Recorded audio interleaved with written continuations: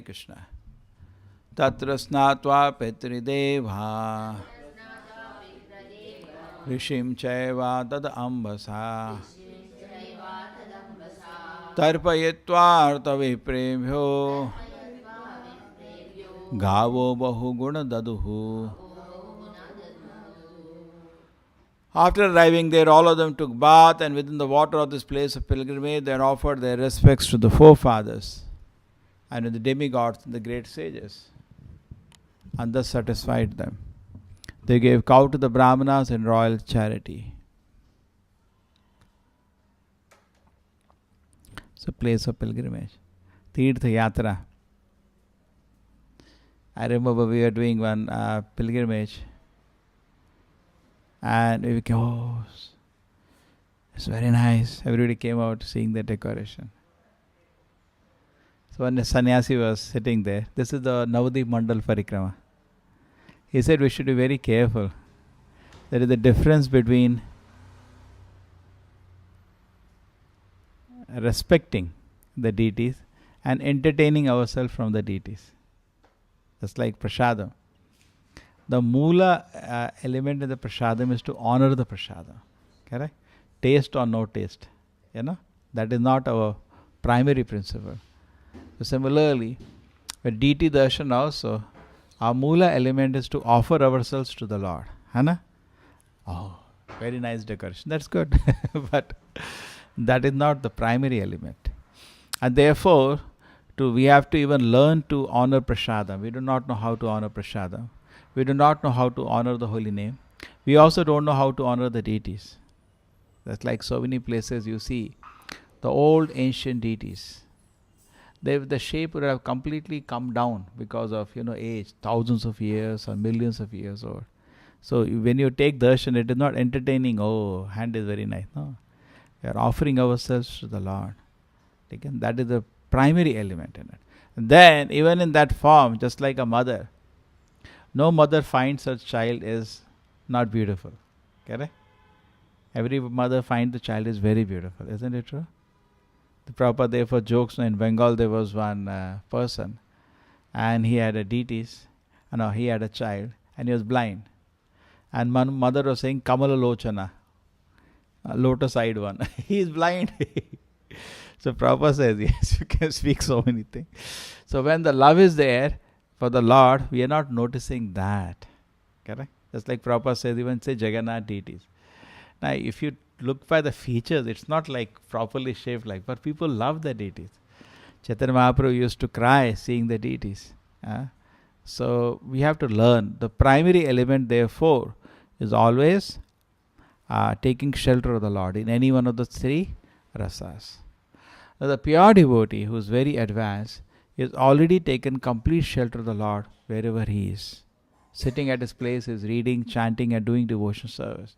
He therefore does not feel an urge to go to any holy place. That's what it is said.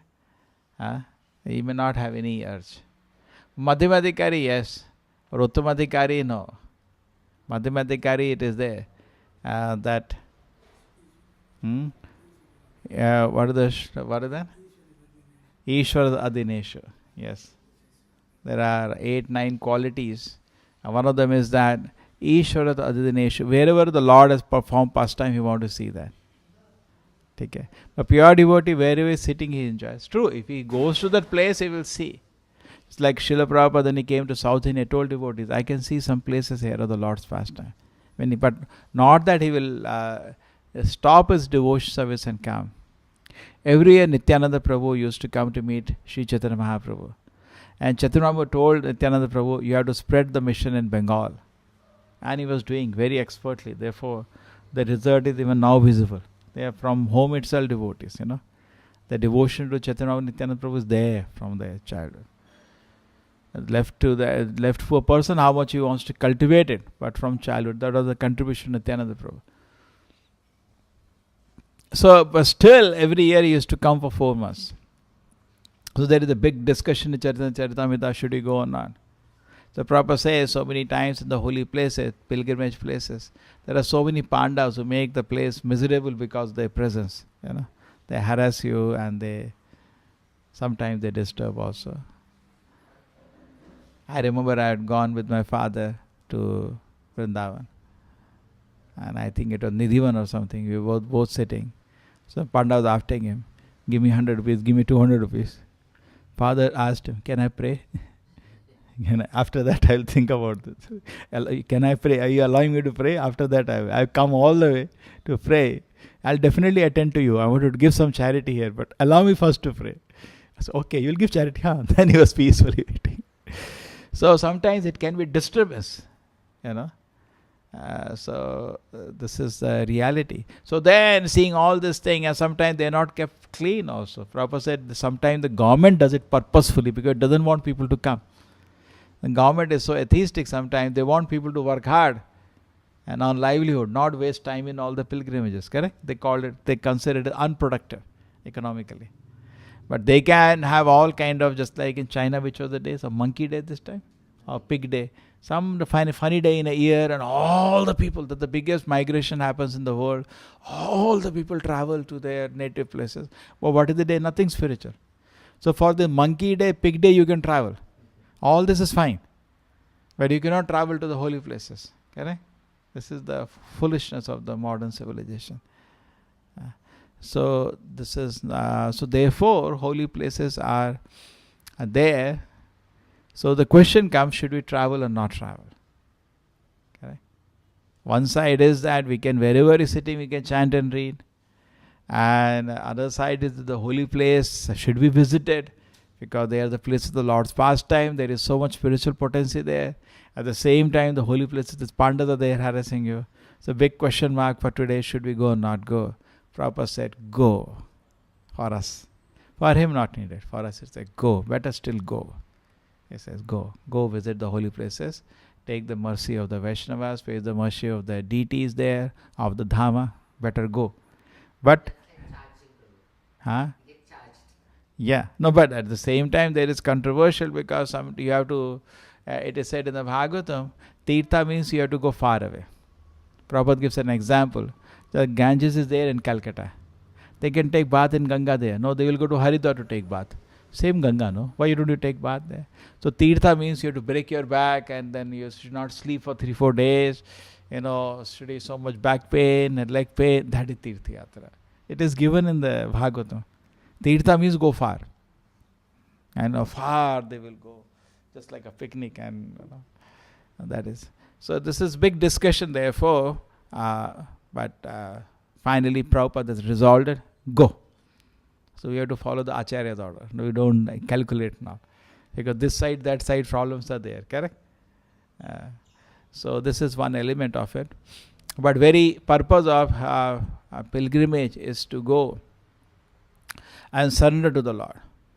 There is a very nice description given in Krishna book, how Akrura goes to the Tirtha Yatra to see Krishna. And Prabhupada says that this is the way to go to Vrindavan. If you want to go to Vrindavan, you should read that chapter, how Akrura goes. Completely surrendering himself to the Lord, knowing how great Krishna is. Correct? If you don't know how great Krishna is, then you may do aparadh. You should go total in meditation. And with gratitude, with love, he goes. And anticipating mercy of Krishna, is anticipating Krishna's mercy. There is a beautiful narration in the Bhagavatam of Akrura's visit to Vrindavan. And then when he reaches Vrindavan, Krishna kindly reveals him first his lotus feet. So you can see the mark of Krishna's lotus feet on sand, and because of his knowledge, can identify that is Krishna's lotus feet. Akrura gets up from the chariot and starts rolling on the ground and crying in ecstasy out of love, intense love for Krishna. Therefore, Akrura is given perfection of, what is the perfection of Akrura? Shavadam, Kirtanam, Smaranam. What is the perfection? We put Akrura here. What is it we say that? Father say, We can say Pada Sevana. Total surrender to the Lord. And so much love. Moment he sees something connected to Krishna, he starts crying out of love. And Prabhupada says, when you visit Vrindavan or any holy Dhamma, forget your ahankara and false prestige. Moment you come to the boundary of Vrindavan, get down from the vehicle and pay full dandavat to the Dham. Because Dham is non-different from Krishna. Vrindavan Dham is non-different from Goloka Vrindavana. Krishna, whenever he comes, his embassy comes with him. Just like, don't know to name him, there is a king in the Gulf. When he travels, every day expenditure is of billions of dollars. Can you imagine? Not only his aircraft goes, even lift goes, which is made of gold. Golden lift goes. And it went to Russia, and joke happened, lift malfunction. That, auto lift, it will take him down. And he's standing there for 10 minutes, he cannot walk down. And finally the lift did not work. Then very frustrated, 10 steps he has to take him down. For that, a golden lift has to go. Look at the nakaras. So when these small ants can have the nakaras, correct? Definitely when the Supreme Personality of Godhead comes, he does not put his foot down. Dhamma is eternal. Comes from the spiritual abode. His spiritual abode descends actually. Not only descends, it eternally manifests here. Vrindavan is not different from Krishna's abode in the spiritual world. True, we are not qualified. When the Goswamis were there, they were staying below a different tree every day. And each tree was acting like Kalpataru, supplying them their necessities. We cannot see. Abhimanna. To offer prayers. Vandana. Yeah, he comes in Vandana. To offer prayers to the lotus of the Lord. In one sense, they are connected. Offer prayers. So Dhamma is not to be taken ordinary. It's very spiritual. And therefore, we should stay in Dham generally not more than 3 days. Why? There is a reason for it. We do sinful activities every day. In Dhamma, the effect will be 1,000 times more. Punya will be also be 1,000 times more. Therefore, they go to holy place and give charity. Those who are Punya, Karma Kandi people, that also they do it in holy place. It is good. And that advantage those pandas take. I'm a Brahmana, give me Dakshina. He knows he's going to get 1,000 times more benefit. He wants to take advantage of that. And then that becomes a business. But, anyway, so if in a holy place we go, in a few days we are very careful. Just like in a college when the students join, first few days they are very careful. All their behavior is, because of fear, restricted. And after some time they become comfortable, their behavior comes out.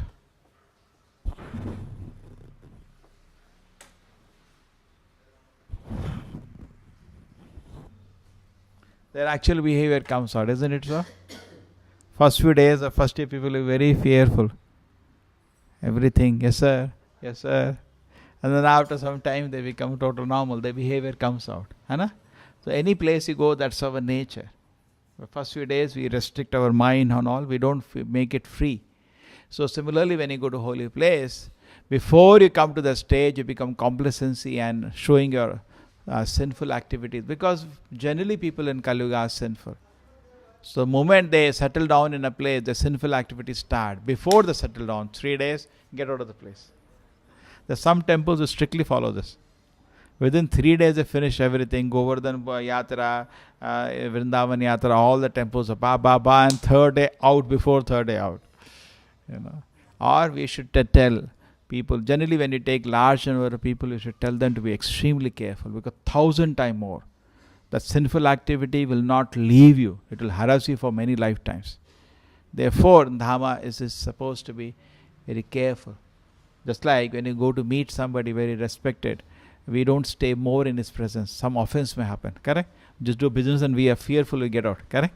So in that way, in the Dhamma when you go, we should be very, very careful. But the mood in the Dhamma should be, I have gone to offer myself to the Lord. I have not gone to entertain myself. Many times, how are you feeling?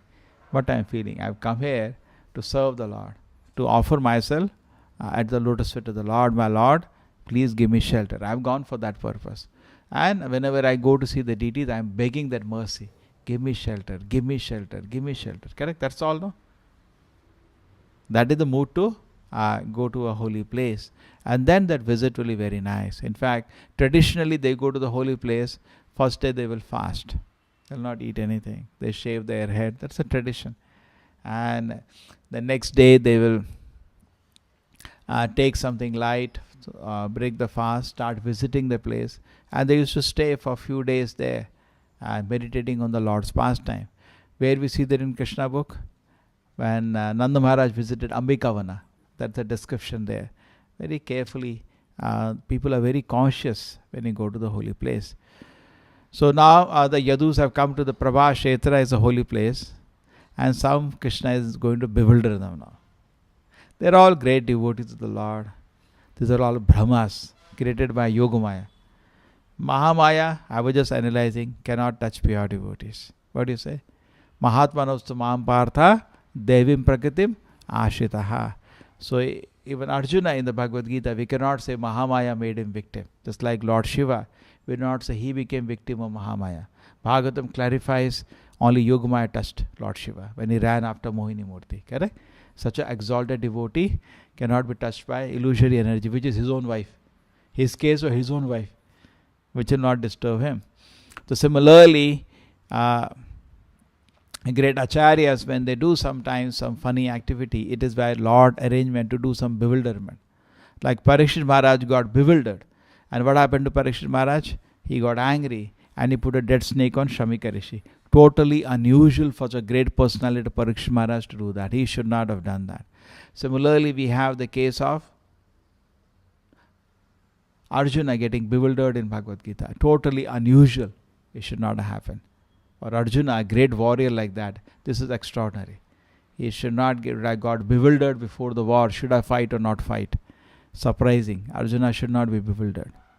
And now here, Yadavas coming to Prabha Kshetra, getting drunk and getting angry at each other and picking up a fight for nothing and killing.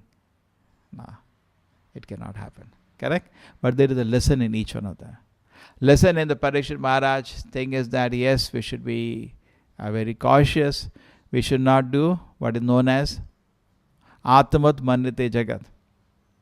Just like sometimes in a bus it is there. You will all be conscious when you travel in the bus. It's supposed to be when a lady comes up, you should get up and give seat. Generally. But when you want to sit, what we do? We close eyes. I didn't see only. Particularly lady comes with a child, you have to get up. So what some people do want to continue to sit, they close their eyes. As if I didn't see. But what is the lesson? Lesson is that when you have a great sage like Samika Rishi, Atmat Manita Jaga, don't do that. Don't estimate him to be in your platform. If for some other reason he is on meditation.